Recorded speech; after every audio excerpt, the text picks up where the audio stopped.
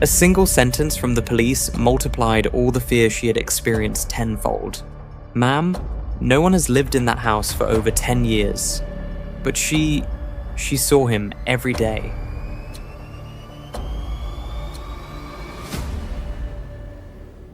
After graduating from college, I moved to a small town to make a fresh start.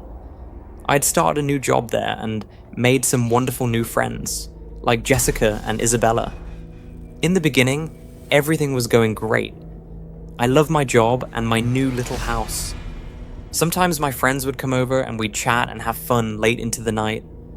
I was living the excitement and peace of my new life.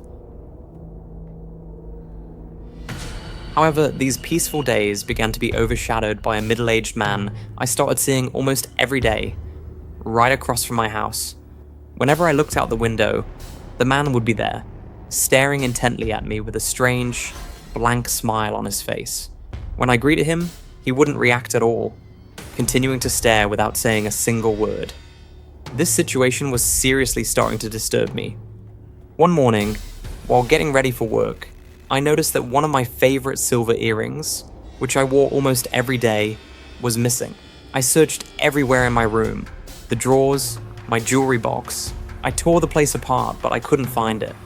I had to leave so I wouldn't be late for work. When I returned in the evening, the first thing I did was search for my earring again, but it was as if it had vanished into thin air. The next day, this time my watch, a gift from my mother that I always wore, was gone. Again, despite searching everywhere, I couldn't find it. This incident had me thoroughly on edge. That day, on my way back from work, the man across the street was in his yard again, looking at me with that same unnerving smile. I opened my front door, went inside, and when I reflexively glanced back one last time, the man had disappeared. When I got inside, I noticed the light was on in the small room at the very back of the house, a room I barely used. Almost like a storage room. I was sure I hadn't been in that room. A few days later, I woke up in the early hours of the morning to a strange, deep humming sound. I realized the sound was coming from the bathroom. When I reached the bathroom, I saw that the hairdryer was running. It was plugged in and working on the highest setting. I definitely hadn't left it like that. At work, I told my closest friend what had happened. She was just as shocked as I was, and became worried for me. She tried to comfort me and offered to stay at my place that night. We came to the house together and checked everywhere carefully, but there was nothing abnormal, aside from my missing belongings, of course. That night, with my friend staying over, nothing strange happened. The next morning, when I woke up, I experienced one of the biggest shocks of my life. When I pulled back the curtain, that man was standing right in front of my living room window, looking directly inside at me with that same terrifying, expressionless smile. I couldn't breathe. I immediately closed the curtain. This is too much, I thought, and despite all the fear inside me, I quickly headed for the door to confront him. When I stepped outside, the man was gone again. It was as if he had just vanished into thin air. After that day, the strange occurrences in the house became more frequent and took on a frightening turn. Sometimes I'd find a glass I had left in the kitchen on the coffee table in the living room. Other times, a window I was sure I'd closed would be slightly ajar. Once, on the living room sofa, I found an old rusty key that didn't belong to me. I no longer felt safe in my home, not at all. It felt like someone was watching me at every moment, like someone could appear from anywhere at any time. Especially at night, I would startle at the slightest creak or rustle, staring at the ceiling for hours without blinking.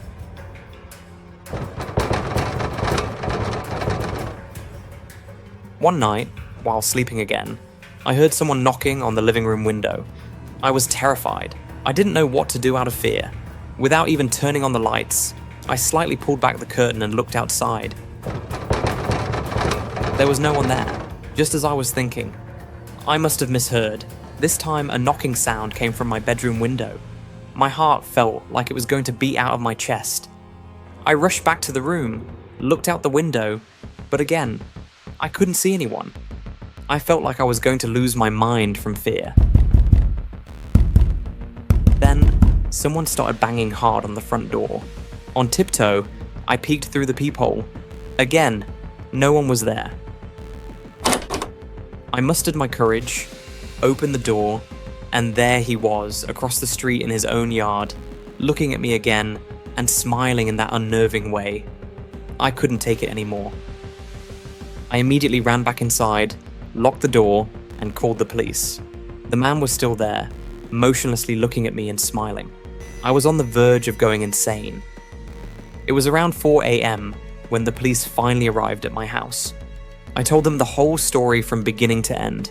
My missing belongings, the strange noises I heard in the house, the hairdryer, the light that turned on by itself, and most importantly, the constant staring and unsettling smile of the man in the house across the street.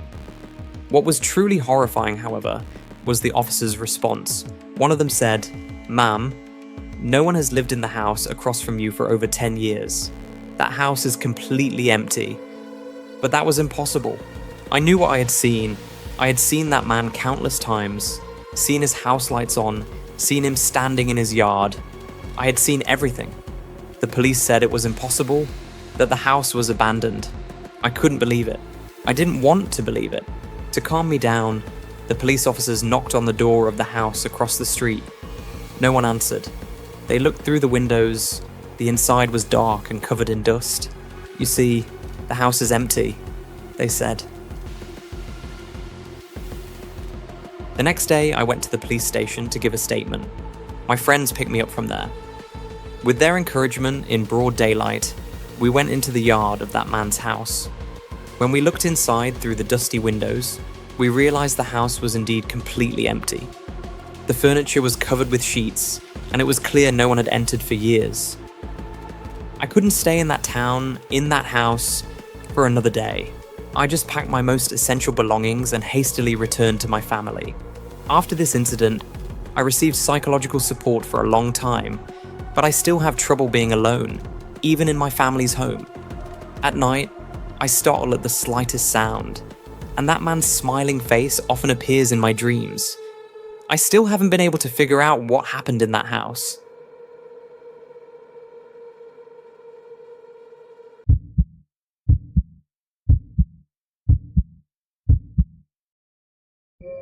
A child's safest place is their bed. But what if the footsteps approaching that bed don't belong to your family? This is the story of a terrifying night one of our friends spent with a stranger in the house, when they were just 7 years old.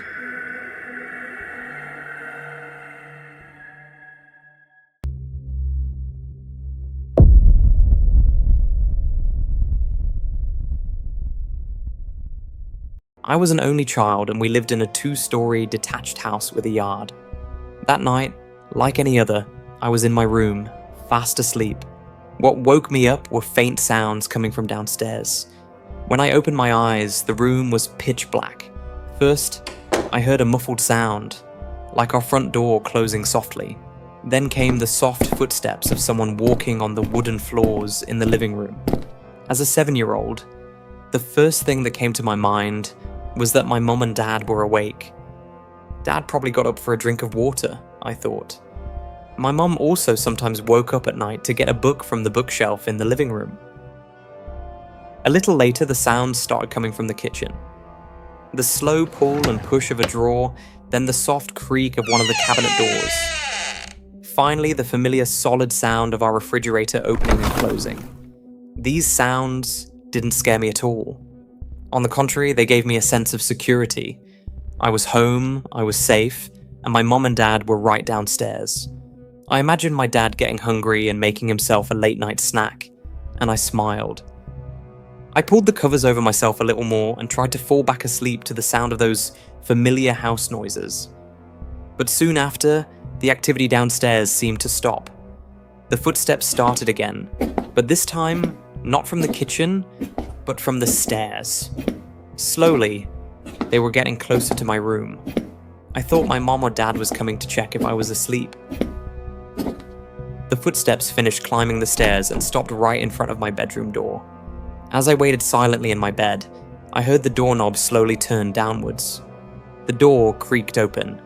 Since the hallway was dark, only a silhouette was cast inside.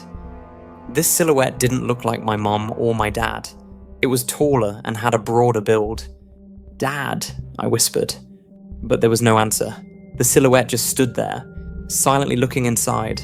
At that moment, the first real seed of fear was planted in me. If it had been my mom and dad, they would have definitely answered. That silent staring contest continued for a while longer, and then the door slowly closed, just as it had opened. Afterwards, I heard the footsteps moving away. I was confused and scared, but at the same time, I was curious. Why hadn't they spoken to me?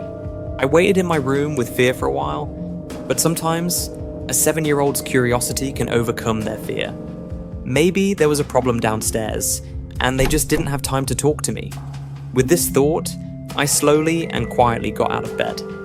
I cracked the door open and looked into the hallway. No one was there. On tiptoe, I walked down the stairs. The ground floor of the house was pitch black. I passed through the living room, and when I reached the kitchen doorway, I stopped in my tracks.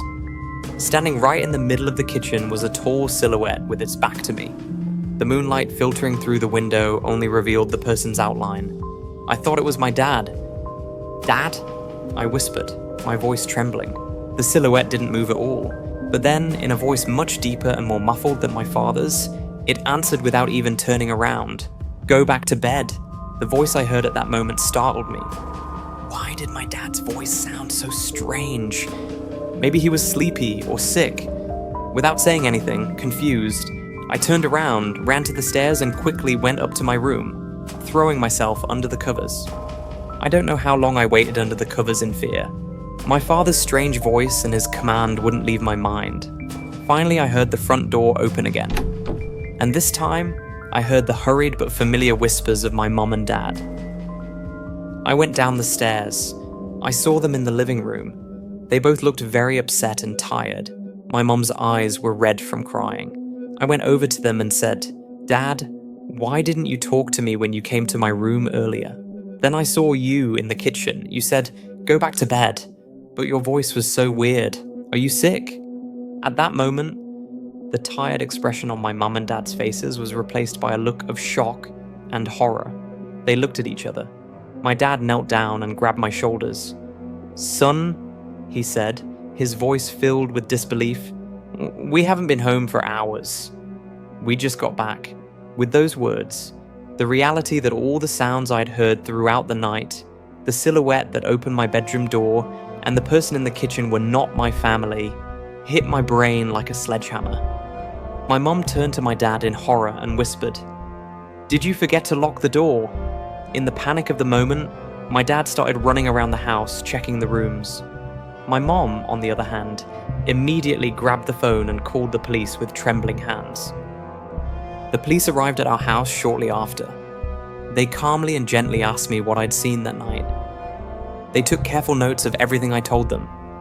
They searched the house but found no signs of forced entry. After all, the door hadn't been locked. Nothing of value had been stolen from the house either. The stranger who entered our home that night had left without a trace, just as silently as they had come. The investigation led nowhere and was closed after a while. The fact that a stranger had been walking around in our house that night became my biggest nightmare for many years. But that wasn't the only secret that night held for me. It was only years later, when I was a bit older, that I learned why my mom and dad were so upset and why they had rushed out of the house. That night, my grandmother, who was being treated in the hospital, had taken a turn for the worse. My mom and dad had left in a great hurry to be there for her final moments. While I was hiding in my room, trembling with fear, they were at the hospital, experiencing the pain of losing my grandmother. Learning this truth doubled the trauma of that night for me. At the very moment our home was at its most vulnerable, while I was alone with a stranger in the house, my family was also experiencing one of the greatest pains of their lives. Who was that stranger? What was their purpose? Why didn't they harm me? I never found the answers to these questions. That night remains an open chapter for me. A night when both the safety of my home was shattered and my family was enveloped in a silent grief.